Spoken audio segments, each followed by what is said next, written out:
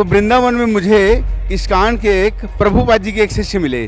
तो उन्होंने बताया कि मैं आपके गुरु के बारे में एक अच्छी बात बता रहा हूँ। सपने में उन्होंने देखा कि बांके बिहारी रूप में बापूजी खड़े हैं। चेहरा बापूजी का है और मुद्रा कृष्ण भगवान की है और पूरा उनका वेशभूषा कृष्ण भगवान का था, चेहरा बापूजी का था। मेरे घर में 108 पाठ था श्री आश्रम रामायण का। उस कार्यक्रम में मैंने यही बात बताई जो प्रभुपाद जी के शिष्य ने बताई थी। तो मेरी बहन अपने घर में सोते समय कहती है कि आसाराम बापूजी संत हैं, महात्मा हैं, ठीक हैं, कृष्ण भगवान कैसे हो सकते हैं, ऐसा बोल के वो सो गई। तो रात्रि के चौथे पहर में उसको भी सपना आया। उसने देखा बापूजी खड़े हैं, कृष्ण रूप में खड़े हैं। पीछे गाय खड़ी थी और उनके चरणों में बहुत सारा फूल चढ़ा था और वो उठ के बैठ गई, अरे बापूजी कृष्ण है, बापूजी कृष्ण है। तीसरे नंबर की बेटी के शरीर में एक आत्मा आने लगी। फिर मैं बहुत बैगा ओझा वगैरह को दिखाया, कहीं ठीक नहीं हुआ। घर में मेरे परिवार के लोग भी थे और साधक भाई भी थे, हमारे समिति वाले भी थे। सबके सामने कुछ घटनाएं घटी। दरवाजे में जो बापूजी का सिर्फ चेहरे वाला फोटो है, उस चेहरे से हाथ निकला, उस हाथ से प्रकाश निकला। वो प्रकाश मेरी बेटी के सिर ऊपर पड़ा। उस प्रकाश के पड़ने के बाद वो आत्मा मेरी बेटी के ऊपर कभी नहीं आई। मैं बिलासपुर छत्तीसगढ़ से हूँ, राजकुमार जायसवाल मेरा नाम है। और मैं गुरुजी से जुड़ने की मेरी कहानी ऐसी है कि जब मैं गुरुजी से नहीं जुड़ा था तो मेरे को किसी बापूजी के शिष्य ने एक बापूजी का नए साल कैलेंडर दिया था। उस कैलेंडर को मैं घर में लगाया था और बिलासपुर में मैं ज़मीन खरीद लिया था। घर बनाने के लिए जब मैं कर्जा लेने के लिए बैंक में गया तो बैंक वालों ने ज़मीन का स्टाम्प मंगा। स्टाम्प मेरे गुम गया था, कहीं कहाँ था समझ में नहीं आ रहा था। लगभग 6 महीने तक मैं स्टाम्प ढूंढता रहा, नहीं मिला। फिर एक दिन बापूजी के कैलेंडर के नीचे मुझे बहुत रोना आया।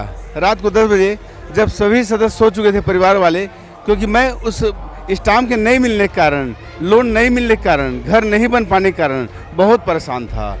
तो मेरे को बापूजी की फ़ोटो के नीचे बहुत रोना आया, बहुत रोना आया। और सुबह वो स्टाम्प मेरे को मिल गया तो मेरे गुरु में थोड़ी श्रद्धा होने लगी।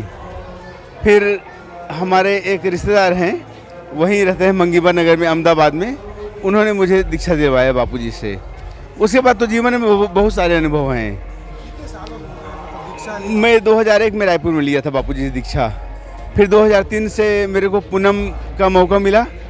2004 या 5 की बात है, मैं फरीदाबाद से पूनम दर्शन करके अपनी माँ के साथ मथुरा वृंदावन गया।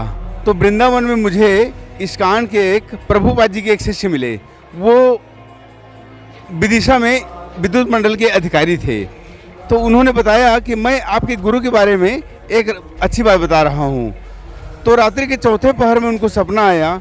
सपने में उन्होंने देखा कि बांके बिहारी रूप में बापूजी खड़े हैं। चेहरा बापूजी का है और मुद्रा कृष्ण भगवान की है। बांसुरी बजा रहे हैं, पीताम्बर धारण किए हैं और वैजंती माला पहने थे और पूरा उनका वेशभूषा कृष्ण भगवान का था, चेहरा बापूजी का था। मेरे घर में 108 पाठ था श्री आश्रम रामायण का, एक ही दिन में 24 घंटे में। तो वो पाठ हो रहा था तो मेरी बहनें आई हुई थी। उस कार्यक्रम में मैंने यही बात बताई जो प्रभुपाद जी के शिष्य ने बताई थी बापूजी के बारे में, कृष्ण रूप में दर्शन होने की बात।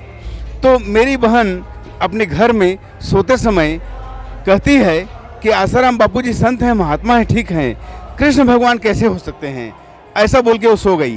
तो रात्रि के चौथे पहर में उसको भी सपना आया। उसने देखा बापूजी खड़े हैं, कृष्ण रूप में खड़े हैं।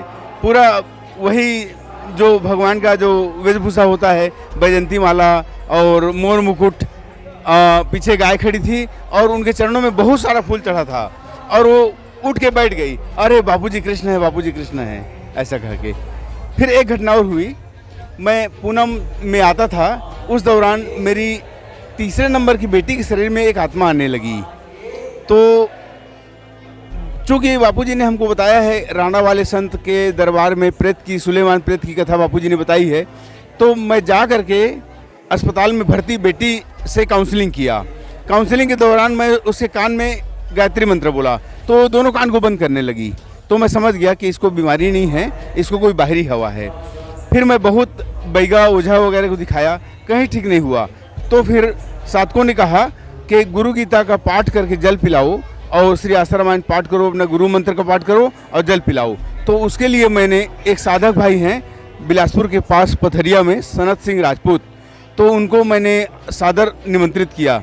तो उनको गुरु गीता पूरा तीनों अध्याय मुखाग्र उनको याद है। हालांकि वो प्रज्ञा चक्षु हैं, लेकिन पूरा तीनों अध्याय उनको याद है। तीनों अध्याय उन्होंने पाठ किया।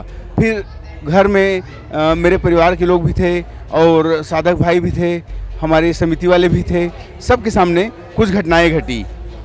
वो जल, गुरु गीता का जल जैसे ही मेरी बेटी को पिलाया गया, उसके बाद दरवाजे में जो बापूजी का सिर्फ चेहरे वाला फोटो है, उस पूरा शरीर का फोटो नहीं है, सिर्फ चेहरा है, उस चेहरे से हाथ निकला, उस हाथ से प्रकाश निकला। वो प्रकाश मेरी बेटी के सिर ऊपर पड़ा। मेरी बेटी ने बताया कि ऐसा ऐसा घटना हुआ। फिर उस प्रकाश के पड़ने के बाद वो आत्मा मेरी बेटी के ऊपर कभी नहीं आई।